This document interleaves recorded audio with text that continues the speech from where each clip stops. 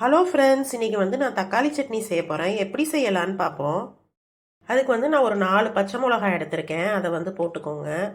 அதுக்கப்புறமா நான் பூண்டு வந்து ஒரு 5-6 பல் பூண்டு வந்து நான் எடுத்துக்கிட்டேன். பூண்டு போட்டுக்கோங்க. பூண்டு போட்டு கொஞ்சோண்டு இஞ்சி போட்டுக்கோங்க. அப்புறமா கருவேப்பிலை ஒரு 2 கொத்து எடுத்துக்கிட்டேன். கொத்தமல்லி கொஞ்சம் எடுத்துக்கோங்க. அதுக்கப்புறமா ஒரு பெரிய வெங்காயம் எடுத்திருக்கேன். சின்ன வெங்காயம் இருந்தால் சின்ன வெங்காயம் யூஸ் பண்ணிக்கோங்க, ரொம்ப நல்லாயிருக்கும் இந்த சட்னி.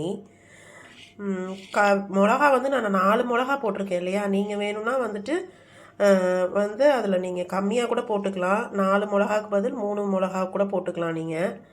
அதுக்கப்புறமா தக்காளி வந்து நான் வந்து 2 தக்காளி எடுத்திருக்கேன். நீங்கள் 2 தக்காளி போட்டுக்கோங்க. போட்டுட்டு அதுக்கப்புறமா புளி வந்து பார்த்தீங்கன்னாக்கா புளி கொஞ்சோண்டு எடுத்திருக்கேன். புளியையும் மிக்ஸ் பண்ணிக்கோங்க. தேவையான அளவு வந்து உப்பு போட்டுக்கோங்க. இப்போ நான் இதை மிக்சியில் அரைச்சிட்டு நான் உங்களுக்கு காட்டுறேன். சட்னி வந்து இப்போ நான் வந்து அரைச்சிட்டேன் நான். இப்போ இதுக்கு வந்து தாளிப்பு வந்து நம்ம ரெடி பண்ணுவோம்.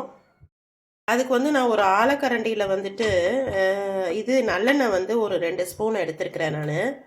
அந்த எண்ணெயில் வந்துட்டு எண்ணெய் காஞ்சிருச்சு. இப்போ கடுகு வந்து நான் போட்டுக்கிறேன். கடுகு வெடிக்கட்டும். கடுகு வந்து வெடிச்சிருச்சு. இப்போ கருவேப்பிலை போட்டுக்கோங்க. அப்புறம் ஒரு வரமிளகா போட்டுக்கிறேன். சட்னியில் வந்து இதை மிக்ஸ் பண்ணிக்கோங்க. ரொம்ப நல்லா இருக்குங்க. தோசையோட சாப்பிட்லாம், இட்லியோட சாப்பிட்லாம். ரொம்ப டேஸ்ட்டாக இருக்குங்க. இன்றைக்கி நான் வந்து தோசை ஊற்றிருக்கேன்.